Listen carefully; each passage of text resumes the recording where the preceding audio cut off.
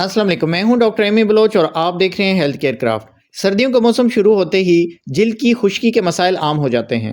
होंठ फट जाते हैं, चेहरा खिंचने लगता है और हाथ पांव रूखे सूखे महसूस होते हैं।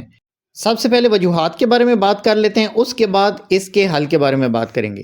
पहली वजह है सर्दियों में हवा खुश्क हो जाती है। ये खुश्क हवा जिल्द से नमी खींच लेती है और अगर आप बार बार हाथ या चेहरा धोएं तो सूरत हाल और ख़राब हो जाती है। दूसरी वजह है हीटर या गीज़र का ज़्यादा इस्तेमाल।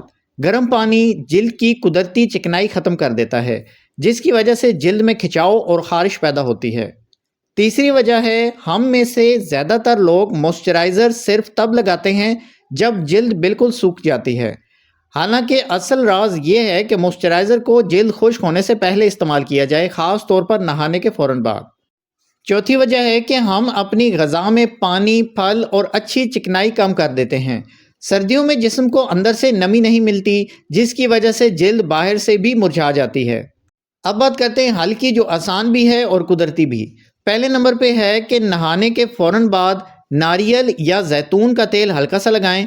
ये जिल्द में नमी पैदा करता है और कुदरती चमक बहाल करता है। दूसरे नंबर पे है रोज़ाना 8 से 10 गिलास पानी पीना। सर्दी हो या गर्मी, जिल्द की सेहत का इन्हिसार अंदर की नमी से होता है।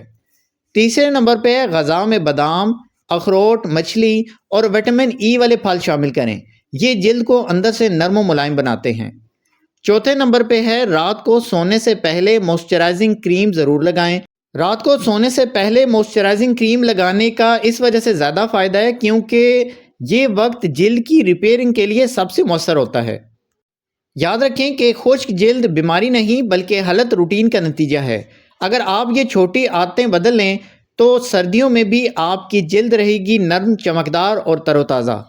अगर आपको वीडियो मालूमाती लगी है तो दोस्तों अजीज़ों में भी शेयर किया करें, चैनल सब्सक्राइब कर लिया करें ताकि नई आने वाली वीडियो आपको बर वक्त मिलती रहे। मिलते हैं अगली वीडियो में, तब तक के लिए इजाज़त दें। अल्लाह हाफिज़।